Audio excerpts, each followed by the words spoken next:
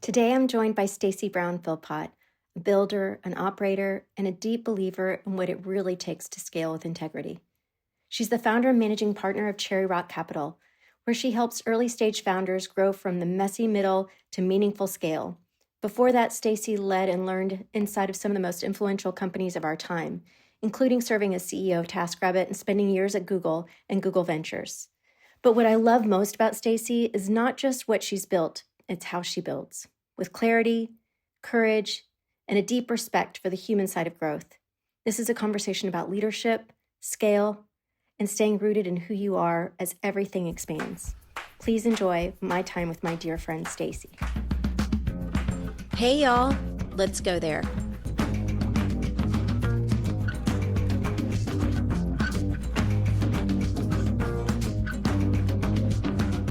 Well, Stace, thank you so much for doing this. I know we've been talking about it for a while, and I'm so excited to finally do this with you, my sister.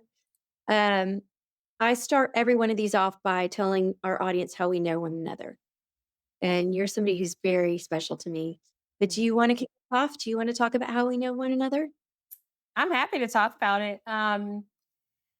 Carla, my dear heart, we met during our Henry Crown Fellowship program, class of 2016. And it was such a, I don't know, important time in everybody's life and especially mine, because I remember thinking about doing the program and my second daughter was born. And I was like, I don't have time to do this right now. So, as luck would have it, Zuri brought us together, my second child, because I ended up joining our class, the best class, Yes. and it has been wonderful. Yeah. It was a game changer, and it's wild when I tell people about it, and I talk about it a lot on this podcast. We've had a lot of fellows come through. We've had a few of our classmates, 2 other classmates come through. I talk about how much it changed our lives, and I mean, I talk about the fact that we know, like, I've not only met your children and your mom, but I've met your grandmother. I got to meet her, and so it's really real. It feels like family. Yes, it does. It does. We are a family, and Yeah.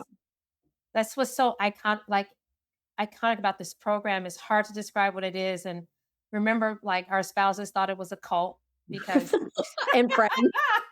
Our friends were like, "Wait a minute." what is this thing? And you just end up with these lifelong adult friendships that become like family. Yeah. Yeah. All right, Stace, I am, like all of our classmates, in awe of you, both personally and professionally. And I wanna know how you describe yourself out in the world. So we can all read your bios. We can read about TaskRabbit. We can read about everything that you've accomplished. We can read about your fund, but how do you describe yourself in the world?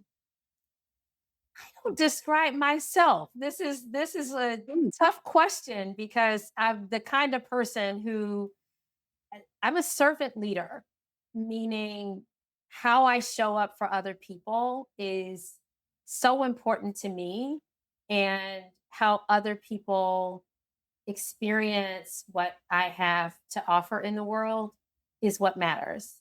I try to show up in the way that God has led me to in my life. And I try to be the best person that I can be. But what really matters is, did you feel that? Did you receive that in the way that you wanted to receive it? So that's just me. But I am just me. And one of the things that we learned in our Henry Crown program and through lots of pieces of my journey since then is we're all a function of our experiences. And Yeah. everything I've ever done in my life has brought me to where I am. And where I am is where I'm exactly supposed to be. So I describe myself as someone who is exactly where she's supposed to be, doing what she's supposed to be doing and doing the very best that she can. Can I take a crack at it too in terms of what I see? Yeah, of course. Yeah. So I see an incredibly soulful woman of faith, a brilliant business mind, an incredible mother, sister, friend, wife, a mentor to many, a mentee. Um, I see um, somebody who leaves every room that they're in different, Mm, better. And I will talk about one of your gifts that I've observed, and I actually have quoted you before on this podcast. Your gift of discernment. mm, You have an intuition, and you can make decisions unlike anyone I've ever seen before. And you say something that I quote all the time, which is you said to me one time, "Just make a decision. mm, Doesn't matter if it's good or bad, and if it's bad, you'll know really quick." mm. Yes, yes, yes. And it just stuck with me. It was like, "Yo, why am I sweating this decision? It's not that big of a deal. I can always recover from it." So I quote that all the time, Stacy. That's one of your Stacyisms that I've stuck in my back pocket. Yeah, thank you for bringing up my spiritual gifts. I Silicon Valley out here, we talk about superpowers. Um, what's your superpower? And it's like interview question. And I do like to think about it as what's your spiritual gift? I believe everybody has a gift to give to the world. And mine is discernment. I am very good at one way or the other. We got to make a decision. And I don't always know if it's the right decision. And that's when you have to step out on faith. But making that decision is part of the process of learning and growth. And like you've learned, Carla, right? Most decisions are two-way. So you Yeah, can always make another decision, go in a different direction. And that's the beauty of it. yeah, you can change your mind. You Yeah, can. You can. yeah, for sure. Okay, I wanna ask you about important decisions in your life, Mm, but before we get there, I wanna just also acknowledge the fact that you've achieved a substantial amount of professional success in your life, mm, and part of why I wanted you to come on is because you've done it your way, and you've done it, um you're someone that I admire in the sense that there are so few leaders out there like you, Stacy. You're one of one. And so I just want to make sure that we get a chance to shine a light on who you are out in the world now. mm. Um, Tell me a little bit about this fund. So you launched this fund not long ago after years of operating, former CEO in the tech space, really successful career. What made you launch a fund? It was time.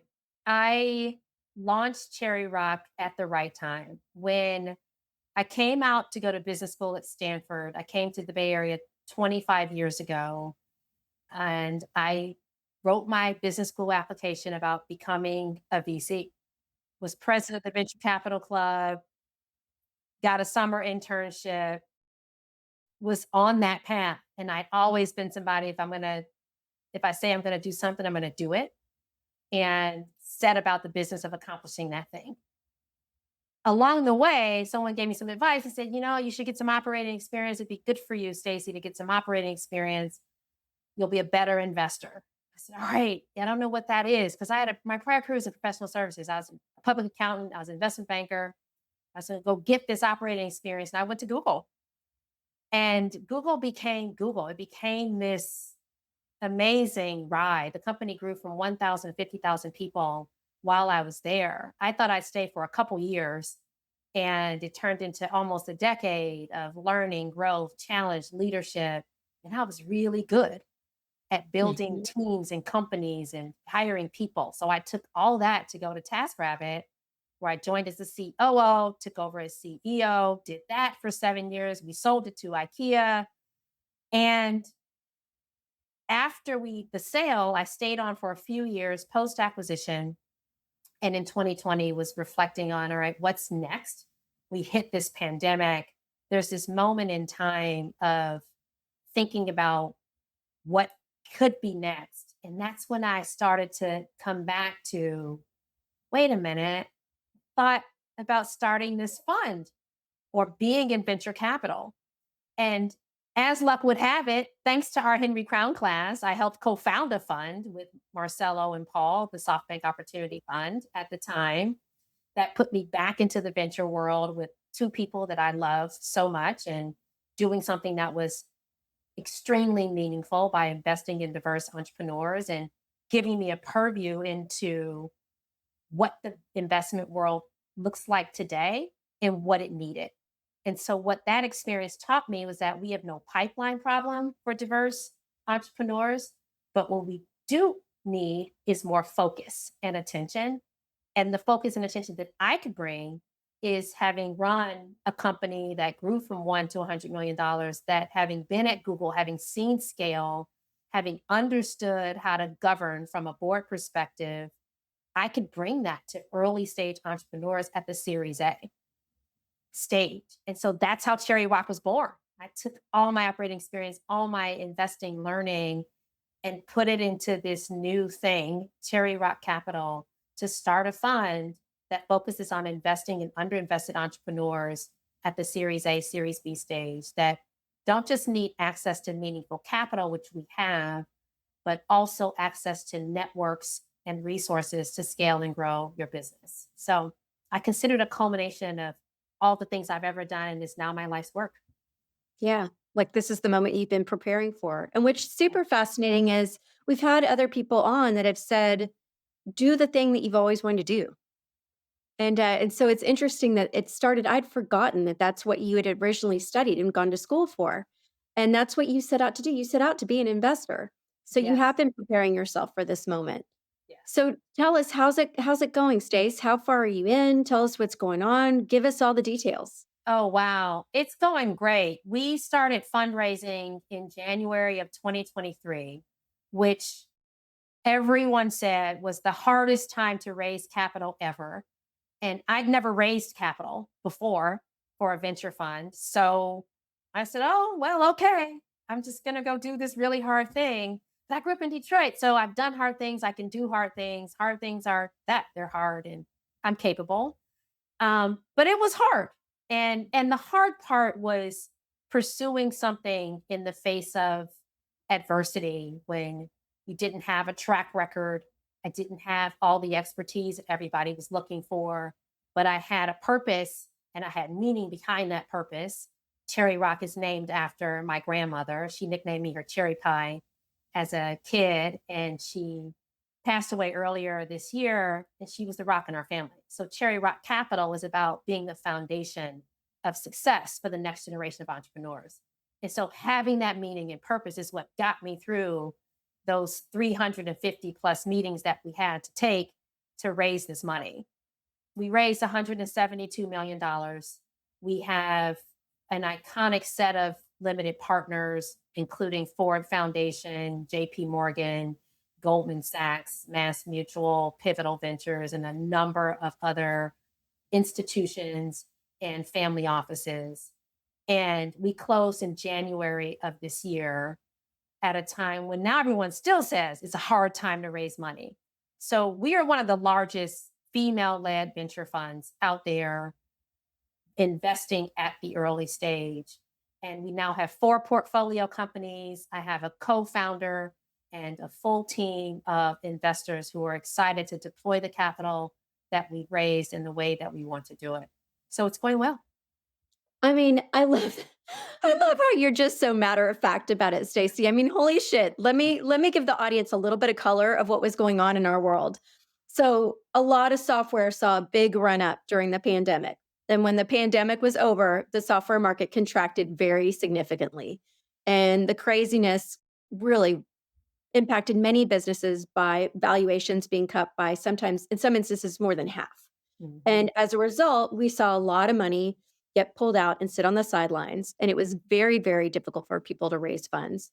But you didn't just raise any funds, Stacey. I think it's important to acknowledge how much money you raised and that it was your first fund as a woman, as a Black woman. Now, Yes. I know it wasn't your first fund in the sense that you, Marcelo, and Paul co founded, but your first one out on your own. And so, how does it hit you to hear me say all of that to you? It's wonderful to hear.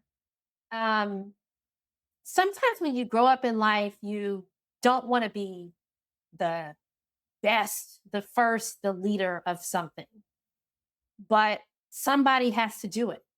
So I am a deeply introverted person. meaning I get my energy from being by myself.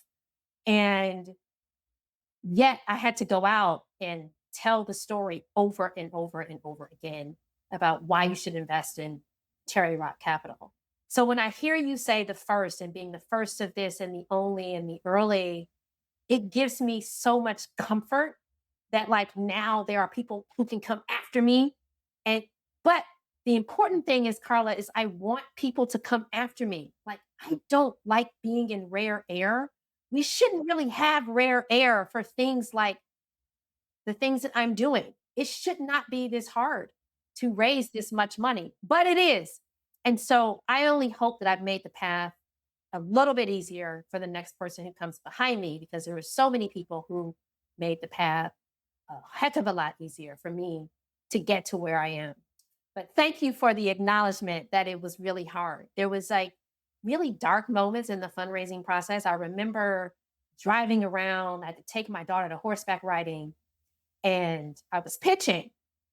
So we had this one potential LP, and I was really hoping they would say yes because they had a big brand name. And I had to get Emma to horseback riding. And I get on the Zoom with like right up in the car, the phone. I'm like, okay, let's go. And they're like, we're passing Mm. because, here are the reasons why. And there are all sorts of reasons. And we can talk about the reasons why. I haven't all written down. But they didn't want to invest in the fund. And Emma was, my daughter was sitting in the back seat. And I think I was trying to figure out like, how was I going to respond? And I said, thank you very much for the feedback. And, we hope to, stay in touch and all the sort of niceties that you say when you're getting rejected. And she said, Mom, that didn't go well. I said, "You're right. But there's another one. There's another one that's going to come." I keep going with the fundraising process. We get to October of 2024.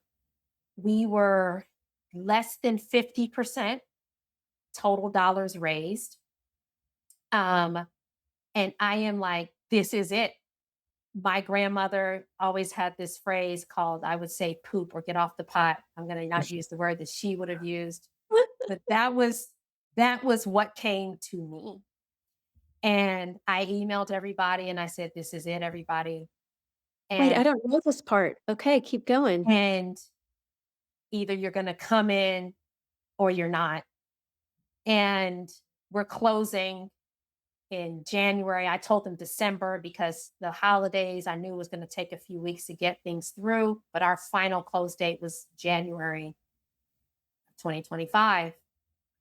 And I said to my partner, Seda, I said, Seda, look, we may not get to where we want to get at least $150 million. We just may not get there because where we're sitting right now, let's do the math on how much we could fund ourselves and support our families while we sort of run a smaller fund. But let's get our minds right around the smaller fund. And you know what, Carla? Most people that we emailed actually said no. They're like, we're not investing. But enough people said yes. And so one day in November, we had a call from a potential LP, which is we've got some good news. And I said, yes, they're going to come in, they're going to say yes. And they did. And they invested twice as much as we thought they were going to invest. And I bring that one up because sitting in the car with Emma and horseback riding and the person saying no was like, oh man, like we're never going to get there. And then at the very end, we get somebody who says yes. And that got us over the $150 million point and to the 172 that we raised. And we could pay ourselves and take care of our families and do what we needed to do while we built this fund. So there were some dark moments, there were some bright moments in this process. I wouldn't trade it for the world because, like I said, we're all a function of our experiences. And as we go through something, we're being prepared for something else. Yeah. So what did you learn in that? What did the yeses and the nos teach you in that, Stacy? And how would you advise someone based on those learnings, not if they're creating a fund, but that if they're setting out to do anything? Yeah. I learned about throughput. Frankly, In order to raise that much money, you have to meet a lot of people. And as they say, kiss a lot of frogs. So that's just it. Um, Dealing with no and rejection and realizing that whatever you're setting out to do, just because someone tells you no and they reject you, most of the time it's actually not personal. Whatever their no comes from may have nothing to do with who you are or what you're trying to build or what you're trying to accomplish. Like we were building something that mattered. It just didn't fit with what this other person wanted to put their money towards, and that's okay. And then pray about what could be that big commitment that came. I had prayed for a certain amount, and I said, "Hey, I'm just going to speak this number into existence." And I remember saying to my partner, "It's just like, okay, let's speak it into existence. Let's just say, like, this is what we're praying. This is the number. This is the number." And we got some indications, like it might be something lower. And I said, "Nope, it's going to be that number. It's going to be that number. It's going to be that number." And sure enough, it actually was 50% more than the number that I prayed for. And so Wow. the power of prayer. And some may say, if you don't believe in God, you don't believe in prayer, that's okay. You may say, oh, that's just luck, that's just the person, that has nothing to do with God. But that's what I'm choosing to believe. And when you're at those moments, you don't know what was on the other side of that conversation, those people who were in that room. But what did happen was someone said, "Oh no, let's add an extra 10 million to this number and give this amount to Cherry Rock Capital." They could have picked somebody else. So that to me is a learning is when you're going through something and you're searching for something, like be grounded, have faith, and like Yeah. stay true to that faith. And then thank God, and I do when something does happen. Yeah. Well, a few things. You just said one of my favorite quotes, which is the Jay-Z quote, "I believe that you can speak things into existence." And I totally believe that. I believe in the power of manifestation, the power of words, and the power of prayer, which I Mm, think you just showed us you do as well. I do. But but you said something that also made me realize you were doing this. You had another big headwind. You were doing this when diversity and inclusion was being attacked. Yes. And so this fund could not be more important now. Yes. How does that hit you when I say that? This fund could not be more important now. It's when you're doing something hard, I think of Grammy a lot because she taught me a lot of isms that they aren't the flowery isms. We just did one. But they're like the punchy ones that are like, ooh. And, she said, there's always going to be someone who doesn't like you, Stacey. And this is me as a kid because I wasn't like the most popular kid. I didn't have best clothes and all these things. But you have to keep moving forward. And so you're right. Like DEI and those words were like really bad words at one point and still are, I think, now. Mhm. It's scary to say. And I said, but you know what? There's always going to be somebody who doesn't like me, but if I believe you got to keep moving forward. And so when we closed the fund in January, we were preparing to launch because we were excited. I mean, you just said it. We raised a lot of money. Black women. Oh, I think maybe one other person, two other people have done this, but pretty much never been done before. So we're closing the fund, and most people at that time would be overjoyed, ready, excited, ready to go. And here we are with these headwinds that you're talking about around DEI. And there was a lot of questions of, is this the right time to launch your fund? And I said, it's Black History Month, it's February. When else are we going to do it? So, so we did. That And is a power move. I mean, and we had a successful launch and we focused on what really mattered, which is this fund is created to invest in the best founders who are out there to generate great returns for our LPs. And that is the goal. And Bloomberg wrote about it, and we That's the story that ran because that's the truth. And when you speak truth, no one can argue with the truth. That is why we're here. This is not concessionary. We're going to generate great returns. We're going to find great investments. And that's the story that we told. That's the truth. That's the story that we are about today. And so when I think about the headwinds, there is something to speaking truth to power, something about speaking the truth of what it is that we're really here to do. And it's hard for people to disagree with that when they see the clarity of it. Yeah. You could have easily picked this moment to shrink and it would be okay. People would understand, Yes, they would have. but you They could didn't. have, They could have. You had plenty of reasons why you could have, could have, but didn't. We but couldn't really, right? you couldn't. Yeah. Yeah. I also feel so lucky that we were visiting you on vacation in California, and we're at your kitchen table. I don't know if you remember this. It was like early days. You and Zeta were sitting at the kitchen table, and you were literally hammering it out. I think you'd made pitch calls that morning, like some of your first pitch calls. And gosh, what year was that? It must have been like 2022. Is it possible? Is it 2022? That's from 2022. Yeah, it was 2022 or 2023. like Wait, summer. yeah, But some. but yeah, it was. I just felt like, wow, and it was the two of y'all. And it Yep. was like, these women are doing it. And then to look up and see what y'all accomplished is just like, for me, it's so inspiring. And I also recognize it's just the beginning of the journey. Like Mhm. you're just getting started. This is your first fund. You're just getting started. Yes. I think about that summer. It was summer 2023, and we were still refining the pitch. We were still trying to figure out what resonates. Um, and here we are today. And I try to imagine a world where we got $1 billion under management and we're on fund four and we've changed the face of wealth creation. And there are many more funds doing what we're doing, and we'll go back to that table and we'll remember the importance of starting. And hopefully, we'll have start days all the time because we're always starting. We're always at the beginning of something great. Yeah, well, you just called that in. $1 billion for funds. It's happening. I totally see it happening. Yes. So, do you hear that? Um, okay, so I know a lot of people are asking themselves this question: how does a little girl from Detroit get here? Mm.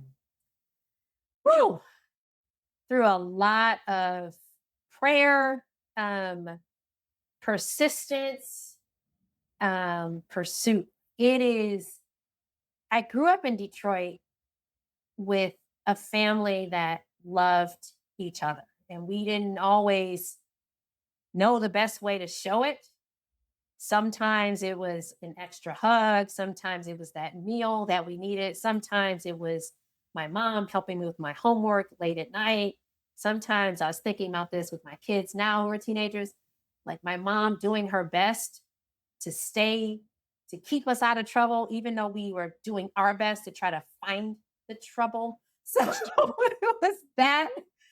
And along the way, there were people who just looked at me and said, keep going, keep trying. And I looked around and I saw people helping to take care of each other when they had very little. So I grew up in a world where we didn't have very much, but we did the best with what we had. So through life, that's what I did. This is what I've got. This is my opportunity. I'm going to make the most of it. And making the most of my learning and my education is what got me to a high school that was a college prep high school that got me to the opportunity to go to the University of Pennsylvania, where I met my husband, one of the best decisions that I've made in my life, but also open up this door to go to an Ivy League school and learn from some of the best teachers and the best people out there. And so how do I get there? Yes, there were people who supported me, but there's a personal persistence despite the odds, despite being the only, that I was willing to push through, willing to accomplish, willing to sacrifice, which a lot of times people are afraid to sacrifice, worried about taking risks, but I did. I went to a school that was I'd never set foot on Penn's campus. I never been to Philadelphia, but got in, got some scholarships, was able to afford it through working, and I made it happen. Yeah. So I'm hearing a complete and utter lack of entitlement. I'm hearing a persistence, clearly, grit, just because I know you. But then also, where does this ability to take risks come from?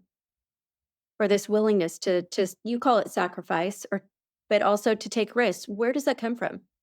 Some of it comes from when you don't have much, so what is there to lose?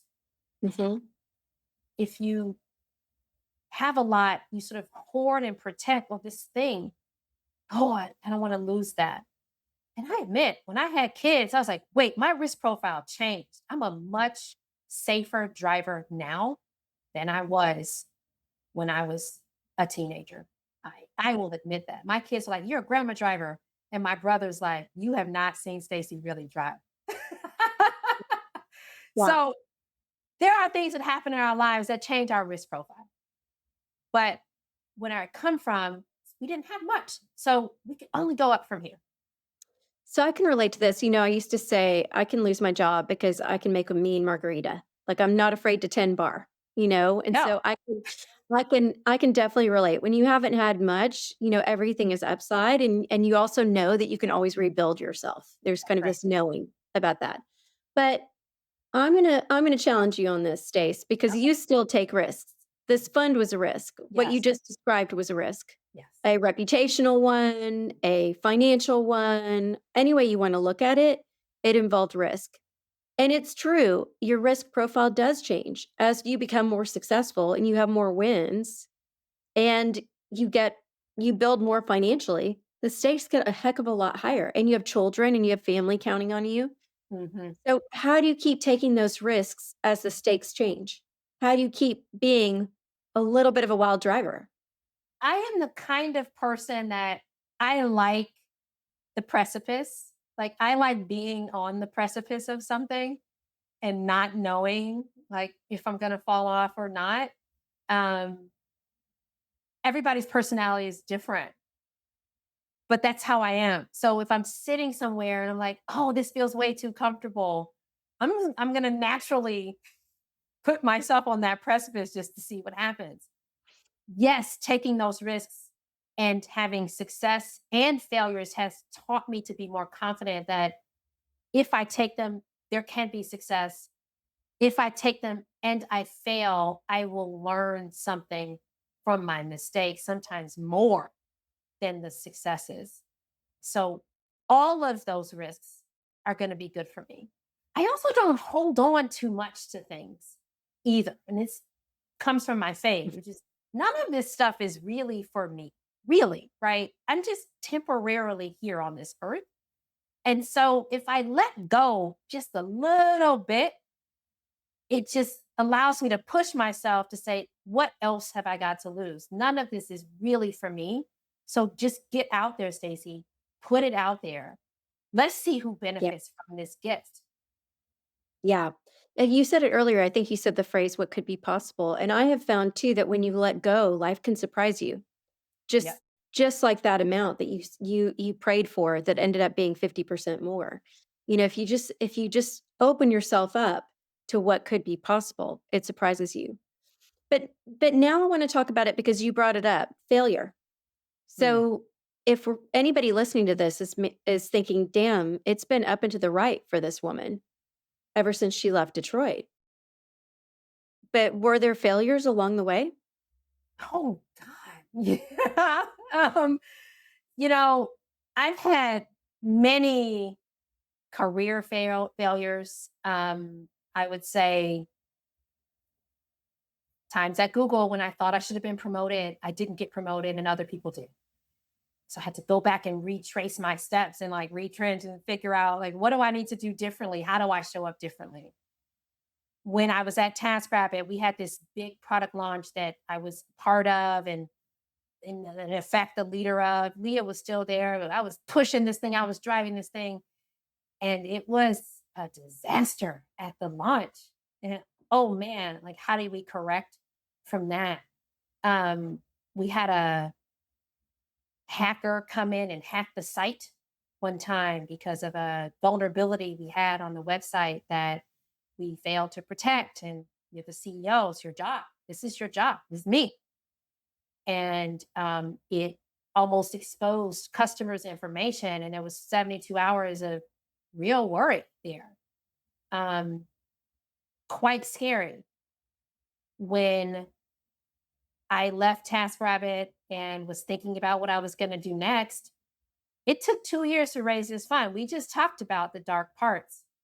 It was not up and to the right. There were people who were getting $50 million commitments in like 30 days, and that was not happening for me. And I felt like Job. I was like, why? Why am I on these coals like this, these hot burning coals? Um, but I still persevered and I still made it through. And so the struggle that we're in feels so much, it felt so much harder, especially when we got the site hacked. I was like, what is happening? Why could this happen to us? We're such a good company, but we overcame it. And the blessing from that was that our taskers found ways to get the tasks done through other channels when the site was down because they cared a lot about our products and our community. That's very cool. And the learning was people show up even in your failures. And I know you asked about failures, but people show up in your failures. When you look back, it was actually not about you failing. It was about somebody else's success. That Oh, was important. wow. Hold on. We got to pause on that one because that was just a negative goal. Yeah. It's not about you failing, it's about somebody else's success, giving somebody the space and oxygen to show up. I was Yes. just on a walk with somebody and we were having this conversation. Yeah. Yeah, we were talking about it in a different context. It was the context of roles. Like when you drop a role, you give somebody permission to step into that role. But you're saying almost the same thing about failure. When failure happens, it gives everybody else the opportunity to come in and show up. That's right. And that has been true in my life for sure. For sure. I was about to ask you a question, but I think you just answered it, which was how do we recover? Because those are usually moments in our lives where, I mean, those can derail careers. You're not talking about small things here. There are a lot of people that would have retreated in those moments and been like, okay, I'm out. I'm going to get fired for this. And off into the sunset they go. But then you find yourself continuing to grow, being the CEO, coming out, having a successful event, selling the company. Like, how, in those moments of failure, how do you come out on the other side basically blooming? That incident, and I'm going to go back to it because there was a moment when that happened where I was not sure how we were going to recover. And I remember reaching out to someone who served on the Nordstrom board with me, who had dealt with crises in the past. And I called him and I was like, hey, we got this problem. Yeah, don't worry about it. I've seen stuff like this before. And let me tell you about my experience. And what was so helpful there was that I had in my network, and this is the power of networks and relationships, somebody who'd been where I'd been, who I could call and say, and that person tell me that it was going to be okay. And I'd seen this before. And here's how I can help you. Here's what you should do. Here's who you should talk to. And so that's how you get out of it. You don't just retrench and say, oh, I'm going to go figure this out myself. You actually have to open up and say, oh, wait, who can help me with this? So we brought in a crisis comms firm and we brought in some technical resources through my friend from the Nordstrom board. And they came in with a plan and said, okay, here's what we can do. Okay, now, all right, take a deep breath. This is solvable. That's how you recover. That's how I recovered from that, which was opening up the idea that someone's going to come and help me and Yeah. being vulnerable enough to ask for that help in that panic moment. It's Yeah. hard to be a CEO, and I have so much empathy for our founders who are in that seat where you have panic moments of many different scales all the time, and your job is to keep calm and carry on. Yeah. Yeah. One of our classmates in our Henry Crown class one time said to me, oh, well, she said, real true intimacy in a friendship happens when you ask for help because we Mm, all just want to be wanted and needed. And she was referring to me being reluctant to ask her for help for something, but when I mhm, did, it made her feel closer to me, was basically what she was saying, because it gave her the opportunity to show up for me. And I'm always talking to people about the power of the peer network mhm, mhm. and how important that is. Because once you get to that spot and it's your first time in that role, you need that peer network more than anything else to guide you. Especially as a CEO when you are the only person in that job in your company. Mhm. So your peers have to be other people who've done that role before in other places. That group has to lift each other up. Yeah. Yeah, totally. Okay, I wanna come back to your grandmother. We couldn't do this episode without talking about her, Yeah. and, um, and although she's left us in this existence, I feel her present today. Mm. And I want you to tell me what you learned from her, and I know that's a lot, that's a big question, but what comes up for you when I mention her, and what did you learn from her? You know, first, I'm glad you had a chance to meet her. Not many people were that lucky. And so I'm glad you had a chance to meet her. At her memorial, a couple of people stood up and talked about Grammy. And my childhood friend, who we lived next door to each other from the age of 3 until I went to college, said, Grammy, Miss Burgess, she was mean, but in the most loving way. And so she didn't mince words. She didn't pull back. She would tell you what was on her mind in the most loving way. And I learned that from her, sometimes the hard way because I got the mean part. But one of our values at Cherry Rock is we deliver hard truths with kindness. And when you asked me that question, it made me realize like that's kind of where that comes from. Like I learned that delivering the hard truth is necessary. Somebody has to be the person that says it.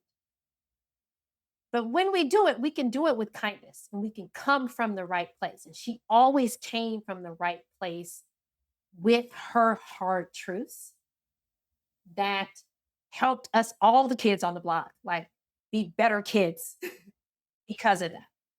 That's one thing that she taught me.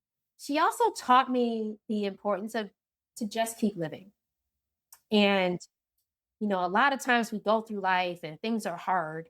And when you look back on your life, you're 20, you're like, oh my God, this thing that happened to me when I was 12 was really hard. But when you're 50, that 12-year-old thing doesn't seem as hard because you just kept living through it. And Mm, so if I were to summarize what she taught me, it's that life is going to have its ups and its downs. The highs are going to be high, the lows are going to be low, but if you just keep living and things will happen. yeah. So, before I move on to my next question, are there any other people that you wanna take a moment to acknowledge that really impacted you and were formative in your life in that way? My mother, Mhm. um, she is still with us. I love my mom. She is that person who really grounds me and reminds me of who I am. And um, I I turned 50 this year, and I created a playlist of like a down memory lane playlist of songs that matter to me. And there's a song by Tupac who is in my era, like one of the greatest rappers ever. Some would argue, yes, still maybe, even though he's no longer with us. It's a song called Dear Mama. And there's a lot in that song about what his mother meant to him. And I think about that from my mom. And that song is on that playlist because she did so much to sacrifice and still lifted herself up. And she still gives to other people. She now runs a nonprofit called Caring and Enriching Hearts, where she helps unhoused people get the resources that they need to sustain their lives. And every month, she goes out to the community and prays for them and provides resources with my brother. And it's just now her life's work to give to other people. And I just admire her so much for that. Mhm. Yeah. Okay. Shout out to your mama and to your brother, who's wonderful as well. Okay, so the playlist, you brought up the playlist, you beat me to it. I was going to bring it up. So you just celebrated 50. You send me this playlist, and I'm like, oh my gosh, girl, you were taking me back through memory lane. It was like my days. Shout out to my KB Polk sisters. They'll know who I'm talking about. But it was just like between the Prince and Stevie Wonder, and I mean, just all of it. It was so damn good. What what goes through your mind with this playlist? What does it bring up for you? I was trying to capture turning 50 is a big moment in a lot of people's lives. And when I was really young, I didn't think it was all that big of a deal. In fact, I was just turning old. And now that I'm 50, of course, I'm not old. So no one 50 is old because I'm not 50. Um, but I wanted to put together a playlist to sort of mark different moments in my life. And I started with the year I was born, 1975, which was the year that Earth, Wind, and Fire released the song Shining Star. And growing up in Detroit, Motown is everything. I grew up and going to block parties, and so I know probably more Motown songs than most people, even though I was a little baby when most of those songs were popular because the adults played them all the time. We had one radio, so we listened to what they wanted to listen to until we got our own little Walkmans and radios. And so Shining Star is on that list because I was the shining star in 1975. And then the list just goes from there. It is a lot of when I was a kid, what songs did I listen to? There was Michael Jackson and Bobby Brown and New Edition and things that, when you're a teenager, what did you want to be when you grew up and what concerts did you go to? And then when I was in college, there was Maxwell and Lauryn Hill and Method Man and things that meant a lot when I was joining a sorority. And then become an adult and grow up. And then there's Mary J. Blige and Usher and all those fun songs of just having a good time through my career. And then there's having kids. So there's a couple of songs on that playlist that are like people ask me, like, did you really put that song on there? And for me, one of them is Culture Club, Karma Chameleon. Yes, there is a time when I love that song. But another one is Taylor Swift. My kids love Taylor Swift, so I had to put a Taylor Swift song. And I also love culture. So I put the K-pop Demon Hunters Golden song on there because, in 2025, it was one of the hottest things that happened. So we had to mark the moment. So this list was about who were the people in my life? What were the experiences that I was having? How do I want to remember them? And who are the artists that really capture that for me? You mentioned Prince. I love Prince through every single era, and I could make one playlist for him, but I only put a few Prince songs on Yeah, we there. share that love. Yeah, we share that. Okay. Okay, Stace. I'm going to share a story about you and we can decide to edit this out. But I think it was something that was very profound for me and I want to talk about it. Great. So, we at one point shared a coach. We were both introduced to Joe Hudson through our sister Danielle. You started to work with him first. And I remember seeing the change in you and being like, "Oh, I'll have what she's having." Like I saw you and I was like, "I want some of that." And of course, I was seeing it in Danielle and others, but I was like, it was specifically what you were experiencing and what I was seeing in you that I thought, okay, I want to work with this man. And there was a moment where we were at one of his retreats together where I saw, I don't know how I would describe it, but I think the best words I could use to describe what I witnessed is in you is I saw you were set free in that moment. Mm, mm. Do you know what I'm referring to? I do. I do. Do you mind? And if you don't want to go there, we don't have to. But do you mind telling me, Stacy, before that moment and Stacy after that moment, what happened and what was Stacy before and Stacy after? Yeah, this was one of the retreats where we were letting go of things that were holding us back. And I think in today's times, we might call them limiting beliefs, something like Mhm. that. And for me, it was this struggle. The before moment was this: I'm fighting, I'm battling, I'm climbing. I have to continue to fight, struggle, sacrifice, battle, fight, struggle, just keep going and knocking down the walls to get through life and get through things. And a lot of it came from growing up in a house with four generations of women who fought, struggled to get to where we are, taught me that fierce independence that served me so well in my success. And there was a moment in that retreat where someone said, "You've already won the fight."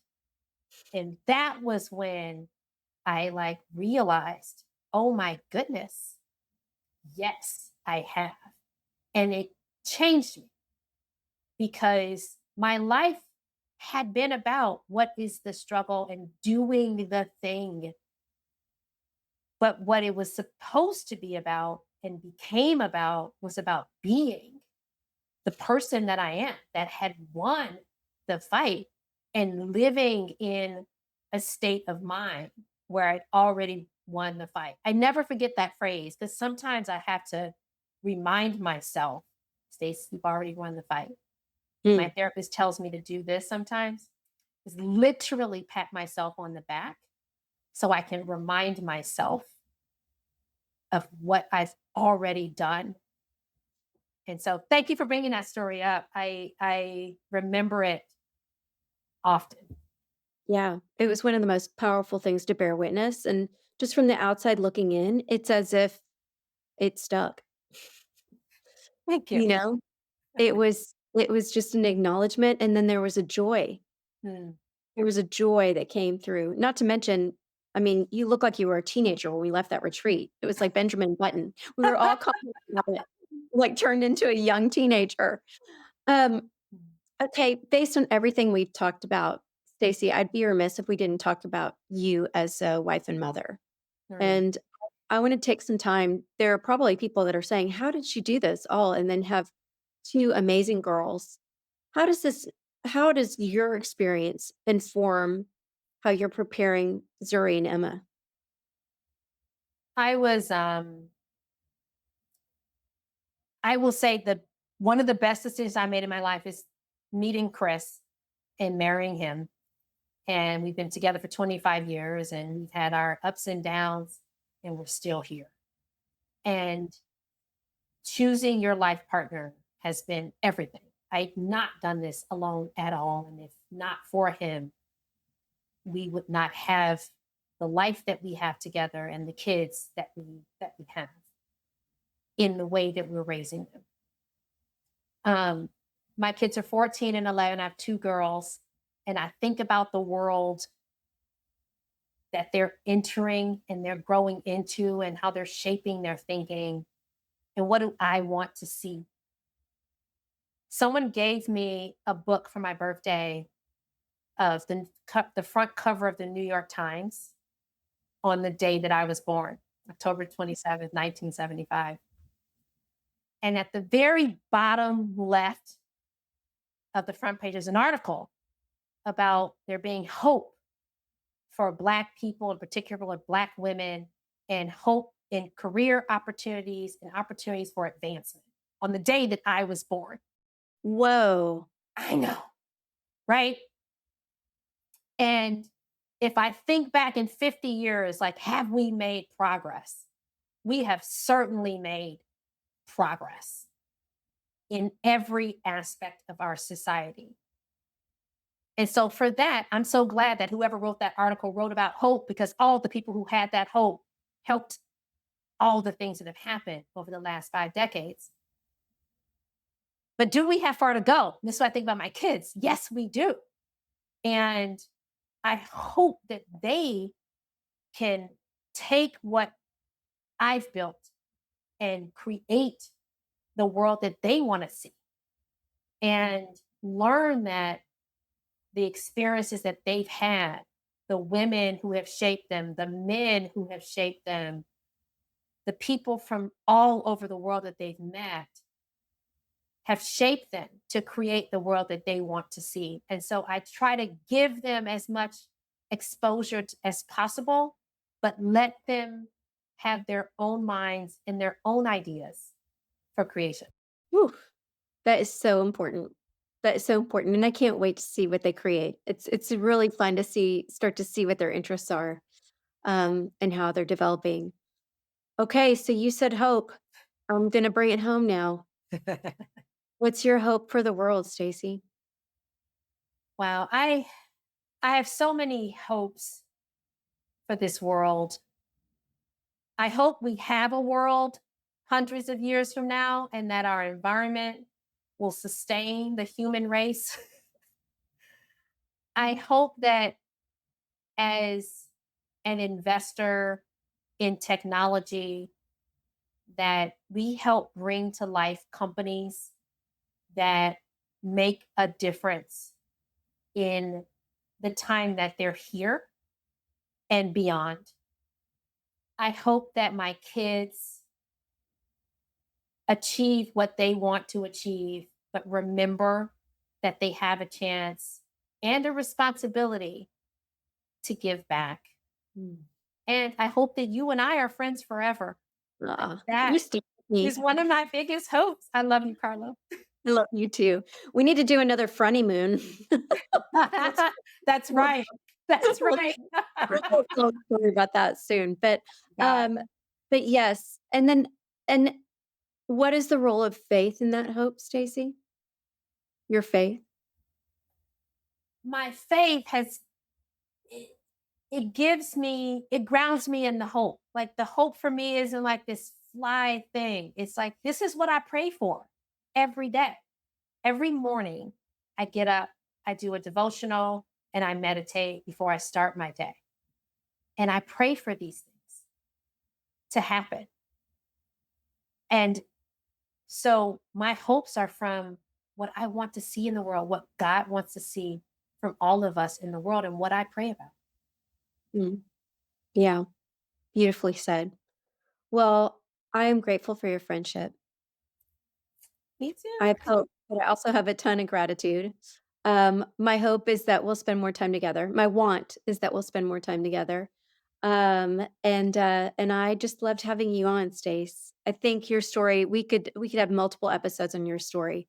We could dig deeper and deeper. But I think what I take away from everything that you said is you never gave up. You just kept going. And with every punch, just kept on rolling with it. And the fact that you saw beauty in the failures as an opportunity for somebody else, that for me is one of the most beautiful things I've ever heard. It's not about us, is it? It's not. It's really not. Yeah. If you depersonalize the failure, that just takes it to a whole new level, especially when you have a strong sense of responsibility. That's right. Well, I'm grateful for the time, babe. Um, Yeah. this has Thank been you, one of my Carla. favorite episodes so far. You have so much wisdom to share with us, and I can't wait to have you back on when you're launching Fun too. Oh, wow. I will come back because, We have to raise the next fund, not in the not too dear distant future. So I will let you know. Okay. Got it. Come talk about it with us, and then we can Yes, talk about some of the companies in your portfolio. I would love that. I would love that. Thank y'all for listening today. If you're so inclined, please follow, subscribe, download, share, all of the things so that we can keep going. We appreciate your support so much. If you're interested in learning more, go to thecoeffect.co.